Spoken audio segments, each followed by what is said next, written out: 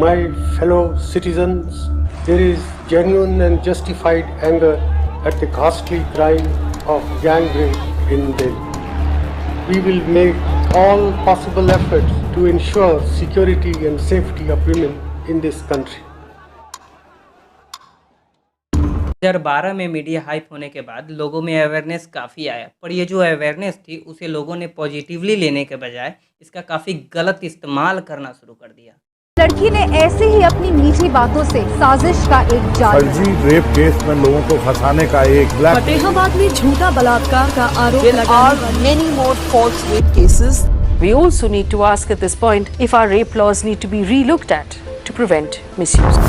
Hello, welcome back to my channel. This is Neelmani Singh and today we are going to talk about a very underrated topic, men's condition in 2022, जिसकी आज बहुत ज़रूरत है India को, खासकर India के main को, जिसके बारे में आज कोई बात ही नहीं करना चाहता। So let's talk on this. यार मेरे को पूरे कॉलेज के सामने थप्पड़ मार दिया यार।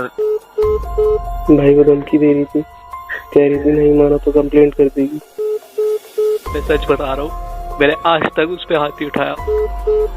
प्रैक्टिकल लाइफ में ऐसे सिचुएशन, ऐसे प्रॉब्लम इंडिया के 70% मर्दों व टीनेजर्स को अपने लाइफ में फेस करने पड़ते हैं, जिसे वो अपने डेली लाइफ में बिना किसी से बताए, बिना किसी से शेयर किए अपने साथ हमेशा डील करता रहता है, बस इसलिए कि कहीं उसका कोई मजाक ना उड़ा दे, कहीं कोई उसे फटूल ना बोलना शुरू कर दे। ये सभी वही लोग होते हैं जिसे बिना किसी गलती की पूरी सोसाइटी एक रेपिस्ट, एक मर्डरर, एक मोलेस्टर और एक एंटी सोशल मैन का दर्जा दे दिया जाता है। 2 साल बाद ही मेरे ससुराल वालों ने मुझसे दबाव से डालना चालू किया कि ये प्रॉपर्टी इसको बेच के आप जयपुर शिफ्ट हो। फिर 10-15 दिन में उन्होंने कहा कि भाई आप अपनी जो शोरूम है वो अपने नाम करिए, वो मेरे मदर के नाम से है शोरूम, ठीक है। For every small thing, she started fighting here. She started breaking every. If you will come to my house, you will see everything broken.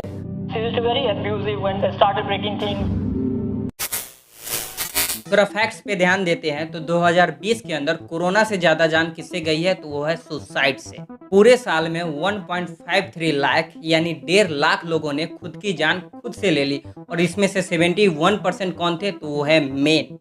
Her 7 second में इंडिया के अंदर एक अटेम्प्ट टू सुसाइड करता है, कौन? एक आदमी। और इसके अलावा इस पूरी पृथ्वी पर सबसे ज़्यादा मेल सुसाइड कहाँ पे होते हैं तो वो है इंडिया के अंदर। और इन सारी चीज़ों का, इन सारी सुसाइड्स का सबसे मेन रीजन क्या है तो फैमिली रिलेटेड प्रॉब्लम, यानी कोई शादी से रिलेटेड केस हो या फिर रिलेशनशिप रिलेटेड केस। अब इतने सारे सुसाइड केसेस के पीछे एक सैड रियलिटी है कि इसमें से मैक्सिमम केसेस फेक निकलते हैं। डू यू नो, साल 2013 से 14 तक में इंडिया में जितने रेप केसेस दर्ज हुए हैं उसमें से 54% रेप केसेस फॉल्स निकले।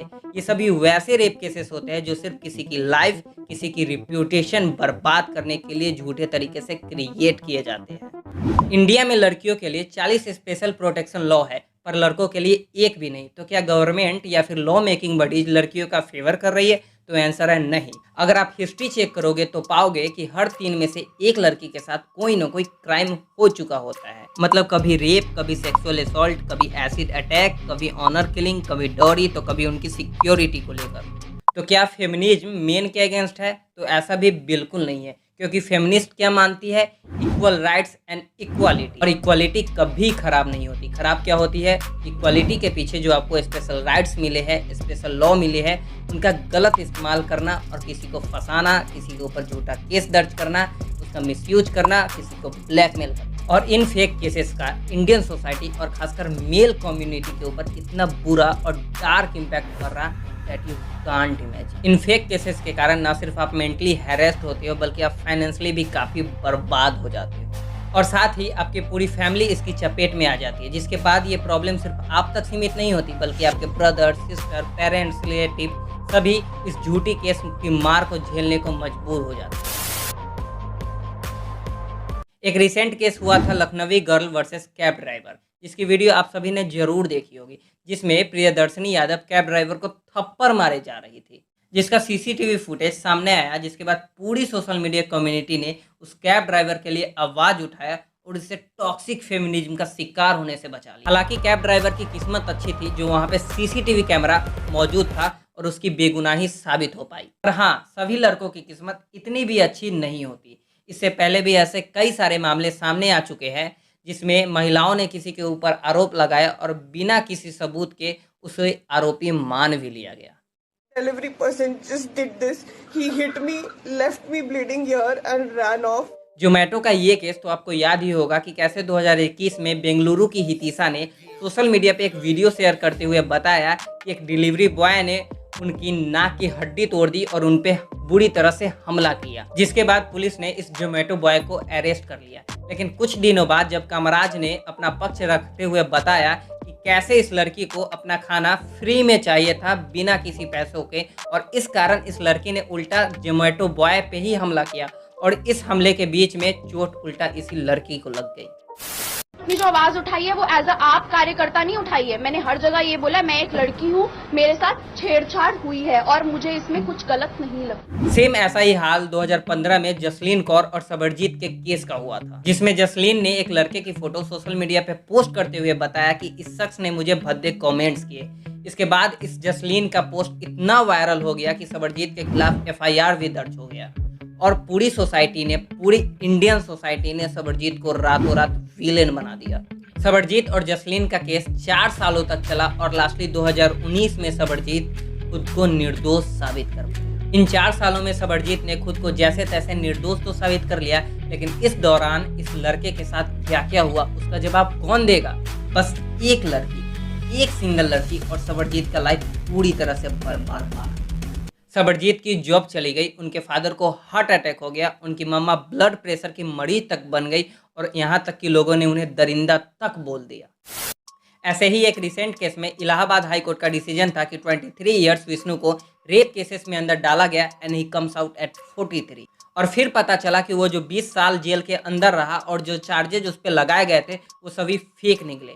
अब आप इमेजिन करके देखो कि उसने अपनी ज़िंदगी की 20 साल उस जेल के अंदर बिता दिया। परिवार को इतना कुशल छोड़ के गए थे हम, हमारे पास इंजन था, बैल थे, 3 हल चलते थे, सब कुछ था, 10 भैंसें थी, कुछ भी नहीं है यहाँ तो अब सब घर का खंडर पड़ा है, कुछ नहीं। ऐसे हालातों में कई लोग सुसाइड कर लेते हैं, इतना प्रेशर आ जाता है, कई लोग डिप्रेशन में चले जाते हैं। जस्ट इमेजिन करके देखो इस इंसान की पीड़ा, जस्ट 1 सेकेंड के लिए अगर आपके साथ हो रहा होता तो आपकी रूह कांप जाती। अगर आप लड़की हो तो इमेजिन करो आपके फादर है, आपके भाई है और वो इनोसेंट है और फिर भी ये सब उनके साथ हो रहा होता तो जस्ट इमेजिन। आपने ये वीडियो खोली है मेल राइट्स के लिए, जेंडर को सपोर्ट करने के लिए, लेकिन क्या आपने कभी खुद के जेंडर को सपोर्ट दिखाया? कभी कोई गे निकला हो तो उसका मजाक उड़ाया, कभी कोई अलग हटके कपड़ा पहना हो तो उसे अलग नामों से बुलाया, कभी कोई लड़का आपके सामने रोया तो क्या आपने उसे लड़की बुलाया? जब आपको पता है कि आपकी माँ का काम कितना डिफ़िकल्ट है, घर संभालना कितना मुश्किल है, और जब किसी लड़का ने ये करना चाहा तो क्या आपने उसे नल्ला बुलाया? आज जब लोगों के साथ इतने सेक्सुअल ऑफेंसेस बढ़ गए हैं और जब किसी ने आपसे कंप्लेन करी तो तू तो लड़का है ये बोलकर आपने उसको चुप कराया। जब आपने कभी समझा ही नहीं इन चीज़ों को, आपको कुछ पता ही नहीं है, आपने कभी अपने जेंडर को सपोर्ट ही नहीं दिखाया, तो आज कहाँ से आपको मेल राइट्स का याद आया? बोलने का मतलब यह है कि जब आप पे ये सारी चीज़ें बीती तब जाके आपको मेल राइट्स समझ आया, लेकिन आपने कभी अपने जेंडर को सपोर्ट नहीं दी। जब तक आप ही अपने जेंडर को सपोर्ट नहीं देंगे तो बाकी लोग क्या ही सपोर्ट करेंगे। And just remember one thing, not all women are victim and not all men are criminals. And I also want request to all dear girls, please don't destroy anyone father's, anyone's husband, anyone's son's life, because men's life also matters. थाने पे जब हमें ले गए तो हमने बोला साहब मेरी क्या गलती है, मुझे आप छोड़ दीजिए। लेडीज़ का पक्ष लिया गया, उसकी रिपोर्ट लिखी, मगर मेरी कोई सुनवाई नहीं हुई। देख लो भाई, अब लड़के ना हमारे साथ ऐसे